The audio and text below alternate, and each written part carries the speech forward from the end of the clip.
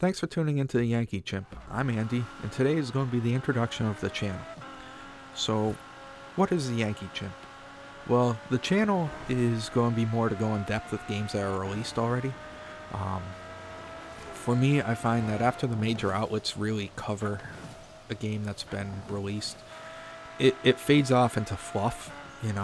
So, for me, I like to go in depth more with the content, be able to enjoy a game more.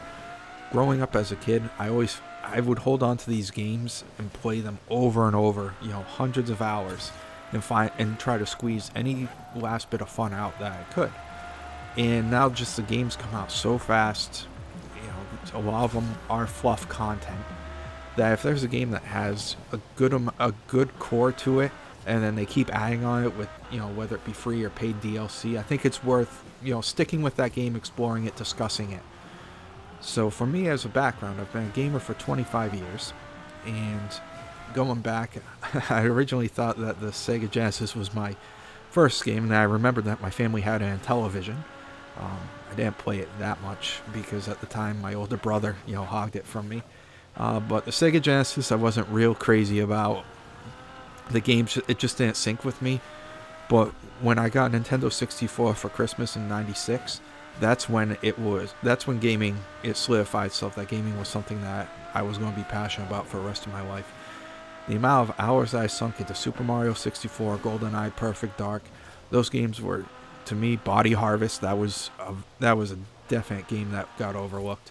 Those were just really awesome games. Then I had the Sega Dreamcast. Crazy Taxi was a fun arcade game. Got old fast, but it was fun. It was fun for a few moments. I played Shenmue. To me, Shenmue was very immersive. I found that a really awesome game. When they said originally they wanted to make it, I think, 12 parts, I was like, holy shit, it took me forever to play this one. But then we got two sequels, and that was it. But then the PlayStation 2 came out, and for me, that was the first time I ever binged on a game as hardcore as I did, is Grand Theft Auto 3. At the time, being a suburbanite, the fact of being able to explore a city, to me, was the coolest thing in the world. Get into any car. It took what I thought made Body Harvest really good, put a nice coat of polish on it, and it had me hooked.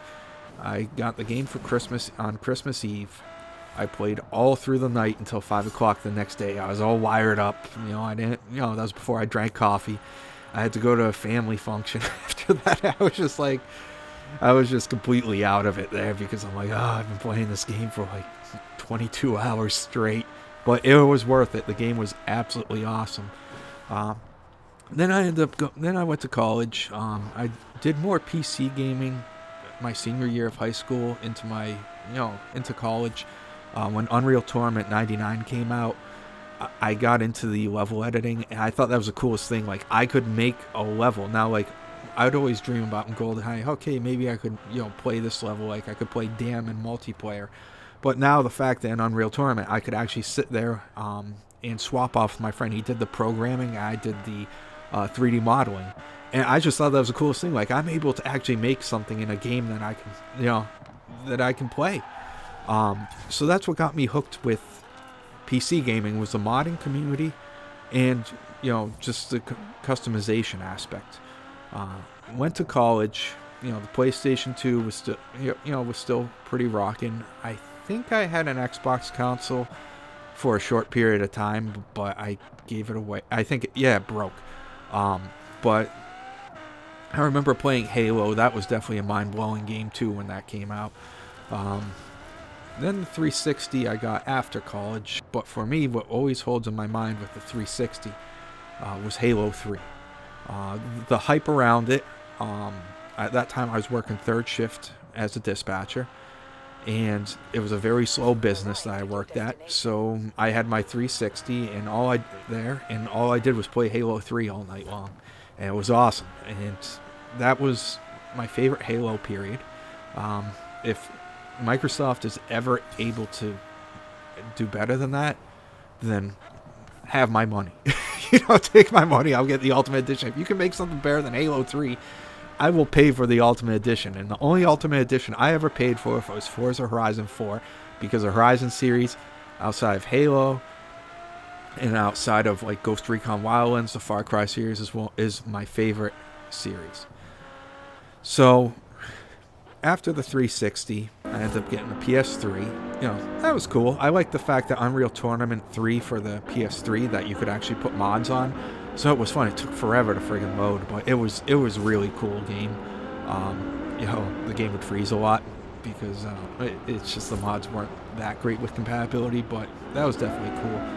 PlayStation 4, I didn't like the way it was set up. You had to, you know, you plug the game in, you're like, all right, this is going to be awesome. I'm going to play this game.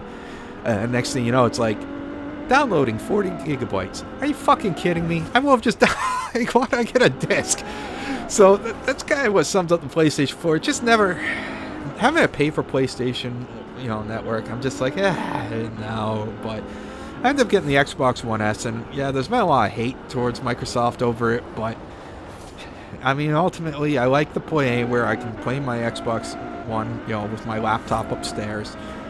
So if I don't feel like being in the dungeon, I can do that. But the games like the Horizon series are what, you know, Forza Horizon 3 is what convinced me to get an Xbox One S. And I wasn't really happy with myself getting the S because that's really the mid-generation Xbox. It was like, if I would have waited just a little longer, I could have gotten the X. But at the time also, I had 1080p TV. I wasn't looking to upgrade at that time. And then, you know, 6 months later, my TV shit the bed, and I ended up getting a 4K TV anyways. But you know, the HDR is cool. Watching Amazon Prime in 4K is cool. So you know, I'll take that. But yeah, so that's, you know, that's kind of what this channel is. It's just, you know, I love gaming. I'm not looking to nitpick. I'm more looking for the positive, you know, the best aspects of the game. You know, just because a review's over, and just because the DLC's over, doesn't mean the coverage of the game should be over.